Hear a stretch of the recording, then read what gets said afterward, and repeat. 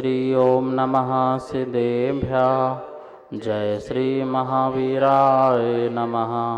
जय श्री परम्पराचार्य गुरुवे नमः। जय श्री उमा स्वामी गुरुवे नमः। जय श्री शांति सागर गुरुवे नमः। जय श्री विद्यानंद गुरुवे नमः। मोक्ष मार्गस्य नेतारं भेतारं कर्म भूभृतां ज्ञातारं विश्वतत्त्वानां वन्दे तद्गुणलब्धये। मंगलं भगवान् वीरो मंगलं गौतमो गणी मंगलं कुन्दकुन्दार्यो जैन धर्मोस्तु मंगलम्। तत्वार्षुत परम मांगलिक ग्रंथ है आचार्य कुंदकुंद के पट्ट शिष्य आचार्य उमा स्वामी द्वारा यह विक्रम की प्रथम शताब्दी में लिखा गया। सूत्रात्मक शैली है, संस्कृत इसकी भाषा है, 7 तत्वों का वर्णन है, 10 अध्याय में विभाजित है। हम सभी लोग तत्वार्षुत का 6वां अध्याय जिसमें आश्रव तत्व नाम का अधिकार समझ रहे थे और इसमें कल देखा था कि 8 प्रकार के जो मद हैं वो हमें नहीं करना चाहिए क्योंकि उससे दर्शन विशुद्धि हमारी नहीं बनती है। अब तक 8 शंकाएँ, 8 दोष से रहित परिणाम वाले यह अवस्था अपन ने देखी है। आज अपन देखेंगे कि जो 3 मूर्ताएं होती हैं उन 3 मूर्ताओं भी रहित होना चाहिए क्योंकि उससे हमारा जो दर्शन है, सम्यक दर्शन है, वह विशुद्ध होता है। वो 3 मूर्ताएं कौन कौन सी हैं वो जानेंगे। उसके पहले अपन जो ये सूत्र चल रहा है तीर्थंकर नाम कर्म के आश्रव का, उसको सूत्र को पहले बोर्ड के माध्यम से अवलोकन करते हैं, फिर इस 3 मूर्ताओं को समझते हैं। तत्वार्षुत का 6वां अध्याय का 24वां नंबर ये सूत्र है। संधि विच्छेद करके यहाँ पर लिखा है दर्शन विशुद्धि विनय संपन्नता शील व्रतेषु अतिचारः अनतिचारः अवीक्षण ज्ञानोपयोग संवेगौ शक्तितः त्याग तपसी साधु समाधि वैयावृत्तकरणम अर्हत आचार बहुश्रुत प्रवचन भक्ति आवश्यक अपरिहाणी मार्ग प्रभावना प्रवचन वत्सलत्वम इति तीर्थकरत्वस्य। तीर्थंकर प्रगति के आश्रव के ये 16 जो हैं कारण हैं। हम दर्शन विशुद्धि समझ रहे थे और दर्शन विशुद्धि में आज अपन को समझना है कि 3 मूर्ताओं से रहित होना चाहिए, तब हम दर्शन विशुद्धि अपने अंदर प्रकट कर पाएंगे। वो 3 मूर्ताएं कौन कौन सी हैं उसके लिए आज अपन समझते हैं। मूर्ता, मूर्ता किसे कहते हैं? अज्ञानता को मूर्ता कहते हैं। अज्ञानता में किए गए कार्य, अज्ञानता में किया गया धर्म, अज्ञानता में देवता को मानना, अज्ञानता में गुरु को मानना और अज्ञानता में शास्त्र को मानना, अज्ञानता में लोक में प्रचलित जो धर्म है उसको मानना, ये सब मूढ़ता कहलाती है। जहाँ पर सत्य असत्य का निर्णय ना किया जाए, क्या सत्य है और क्या असत्य है, और हमें देखा देखी जो कुछ मिल रहा है उसको हम स्वीकार कर लेते हैं, ये सब मूर्ताएं कहलाती हैं। शास्त्रों में अनेकों प्रकार की मूर्ताएं की, लेकिन आचार्य समंत स्वामी ने 3 मूर्ता कहीं और लगभग इन 3 मूर्ताओं में सभी मूर्ताएं समाविष्ट हो जाती हैं। देव मूर्ता, गुरु मूर्ता और लोक मूर्ता, ये 3 मूर्ताएं हैं। कौन कौन सी? देव मूर्ता, गुरु मूर्ता और लोक मूर्ता। कहीं कहीं पर पाखंडी मूर्ता, जाति मूर्ता, कुल मूर्ता, वैदिक मूर्ता, अनेक प्रकार की मूर्ताएं भी होती हैं, लेकिन वो लगभग सब इसी में ही समाविष्ट हो जाती हैं और इनकी परिभाषाएं अनेकों ग्रंथों में हमें प्राप्त होती हैं।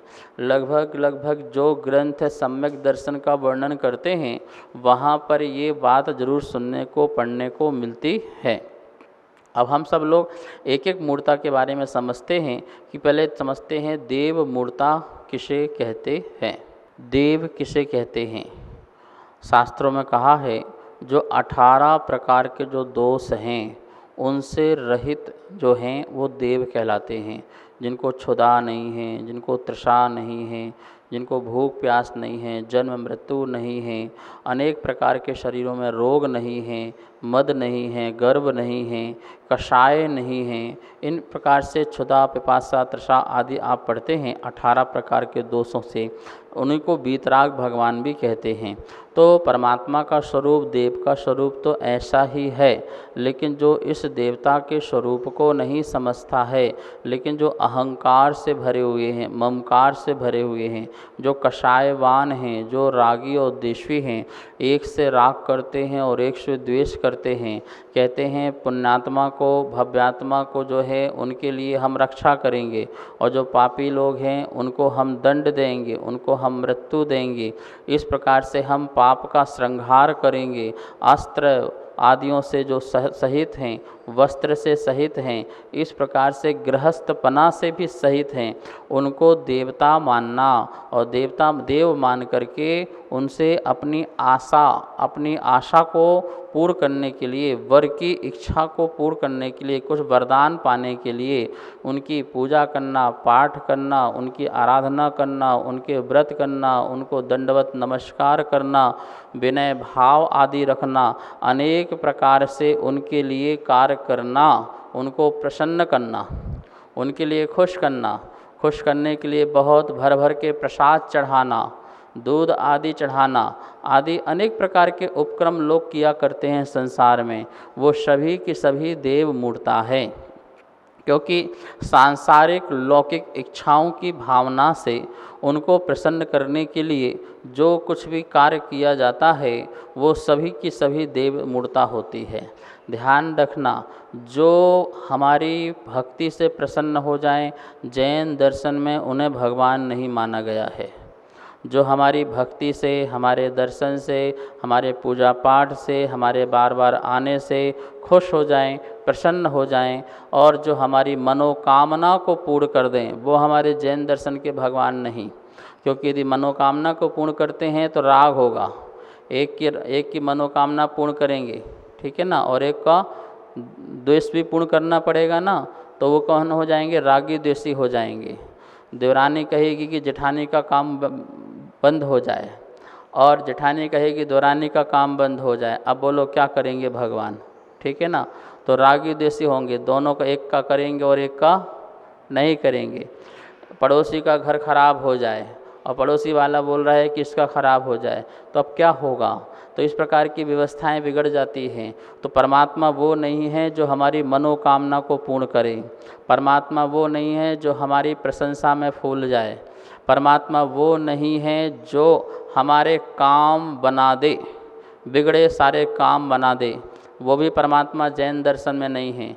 परमात्मा वो नहीं है जो हमें परीक्षा में पास करा दे, परमात्मा वो नहीं है जो हमें अच्छी नौकरी दे दे, धन दौलत दे दे, संपदा दे दे, शादी विवाह करा दे, बच्चे पैदा आदि करा दे, किसी को सुख दे, किसी को दुख दे, किसी को गरीब बनाए, किसी को अमीर बनाए। ये सब परमात्मा के काम नहीं हैं, ये सब की सब तुम्हारे हमारे कर्मों के काम हैं। जैसा हमने कर्म किया है उस फल को हम पा रहे हैं और उसी को ही भोगेंगे। इसमें किसी परमात्मा का बीच में दलाली करने का कोई काम नहीं रह जाता है कि ठीक है कर्म तुम करो फल हम देंगे, ऐसा भी नहीं है। ठीक है कर्म का ही फल मिलेगा लेकिन फल तो मैं दूंगा, तो ऐसा भी यहाँ पर नहीं है। स्वतंत्रता है, जैसा तुम करोगे वैसा ही तुम्हें प्राप्त होगा। लेकिन कोई इसको नहीं मानता है, लेकिन भय से, डर से, आशा से, लोभ से, स्नेह से कुदेवी देवताओं को वो नमस्कार करता है। वो सब की सब जो नमस्कार करना, पूजन करना, प्रणाम करना, धर्म मानना और इनसे मुझे सुख दुख मिलेगा, इस प्रकार की भावनाएं करना, ये सब देव मूर्ताएं कहलाती हैं। सम्यक दृष्टि लोभ से, आशा से, स्नेह से, भय से कभी भी ऐसे देवी देवताओं को नमस्कार नहीं करता है। जहाँ वीतराग भगवान मिलते हैं वहाँ लोभ आशा से नहीं, भक्ति से जाता है।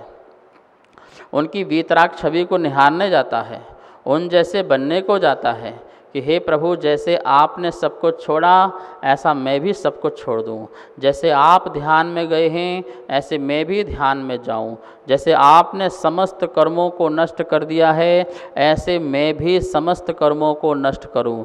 जैसे आपने अपनी आत्मा को परमात्मा बनाया है वैसे मैं भी अपनी आत्मा को परमात्मा बनाऊं। वो सम्यक दृष्टि जीव हुआ करता है जो इस भावना से जाता है, जिनके पास निज के दर्शन करने जाता है कि जैसा आपका स्वरूप है वैसा ही तो मेरा है। मैं बार बार भूल जाता हूँ अपना स्वरूप, अपना स्वभाव। उस स्वरूप और स्वभाव को याद करने के लिए मैं आपके पास एक बार नहीं, दो बार नहीं, हजारों अनंतों बार भी आने को तैयार हूँ, जब तक मुझे अपने स्वरूप और स्वभाव की प्राप्ति नहीं होती है। तो ऐसा भाव करने वाला सम्यक दृष्टि होता है। लेकिन जो अपने सांसारिक सुखों की भाव से, इच्छाओं को लेकर के, अपनी आशा को पूर्ण करने के लिए या डर और भय से भगवान को मानता है, देवी देवताओं को स्वीकार करता है, वो सब की सब यहाँ पर क्या है, देव मूर्ता है। इसके लिए अज्ञानता कहा गया है, इसके लिए पाप कहा गया है, अधर्म कहा गया है। नमोस्तु आचार्य श्री। आचार्य श्री, जैसे अभी हमने ये जाना कि देव मूर्ता के संदर्भ में कि भगवान ना तो हमारा कुछ बनाते हैं ना हमारा कुछ बिगाड़ते हैं, ये सिर्फ हमारे कर्मों का फल है जो हमने पहले जन्म में किया, उसी कर्मों का हमें फल मिलता है। तो फिर हम भगवान उन्हें मानते क्यों हैं? हमें भगवान के पास क्यों जाना चाहिए? हमें उनकी पूजा अर्चना क्यों करनी चाहिए? हमारे मानने से और हमारे पूजने से वो भगवान नहीं बने हैं। पहली बात तो ये निकाल दें। अपने निज पुरुषार्थ से, अपनी निज साधना के बल से उन्होंने अपनी आत्मा को परमात्मा बनाया है। और वो परमात्मा इसलिए भी नहीं बने हैं कि जनता और जगत मुझे पूजे, भक्तगण मेरी भक्ति करें इसलिए मैं भगवान बनूं, इसलिए मैं अपने अंदर पावर पैदा करूं, मैं अपने अंदर इतना शक्ति पैदा करूं। तो परमात्मा के अंदर शक्ति है इसलिए मैं पूछता हूँ, और परमात्मा सोचे मेरे अंदर शक्ति है इसलिए भक्त मेरा बने। इस प्रकार दोनों ही भगवान, न वो भगवान कहलाएगा न वो भक्त कहलाएगा। ध्यान रखना। अपनी निज साधना की थी, जो संसार में अनंत काल से मैं भ्रमण कर रहा था, महादुखी हो रहा था कर्मों के कारण और अपने कारण। उन समस्त अपने दुख के कारणों को भी दूर कर दिया और कर्मों के कारण को दूर करके पुरुषार्थ करके अपने अंदर अनंत काल का अनंत सुख उत्पन्न किया है। और वो उसका ही प्रति समय निज पान करते हैं, निज ज्ञान का, निज दर्शन का, निज सुख का, निज शक्ति का। वो स्वयं ही इसका रसपान करते हैं। वो किसी को अपना ज्ञान नहीं दे सकते और अपना सुख नहीं दे सकते हैं। हाँ, ये बात अलग है कि दिव्य ध्वनि उनकी खिड़ती है तो उस ज्ञान से जीवों को सुख मिलता है। वो ज्ञान धारण करके जीवों को शांति मिलती है। शांति पथ प्रदर्शक परमात्मा होते हैं। वो शांति का उपदेश देते हैं, सुख का उपदेश देते हैं। और उस उपदेश को ग्रहण करके जो व्यक्ति स्वयं अपने में आत्मसात कर लेता है, उसका अनुभव कर लेता है, तो उसे सुख मिलता है।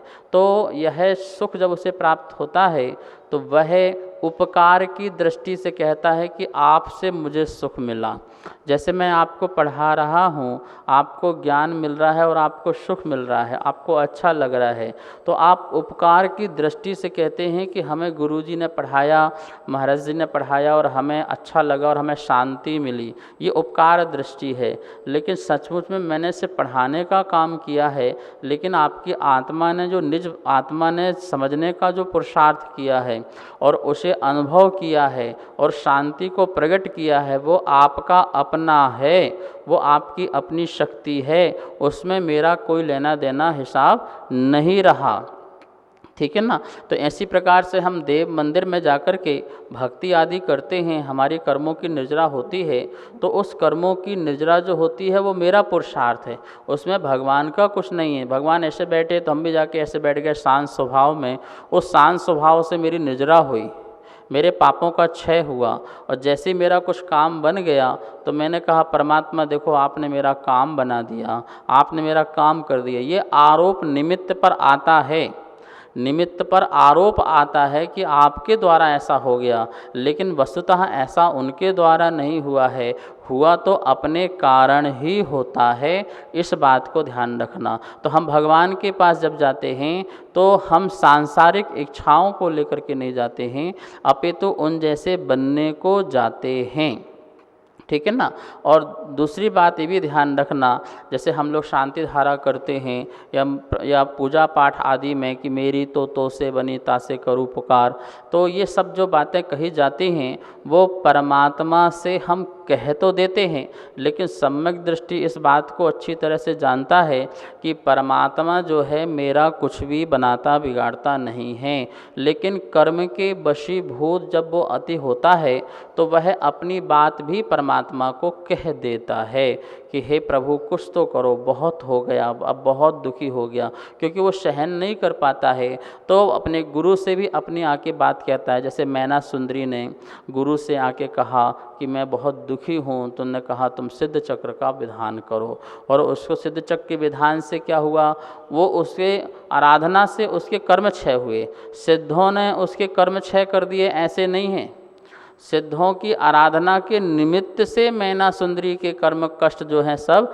दूर हो गए। तो उन्होंने एक उपाय बताया, मार्ग बताया, आराधना करो। ऐसे ही मुनिराज ने कहा जाओ शांति धारा करो, घबराओ मत, चिंता मत करो।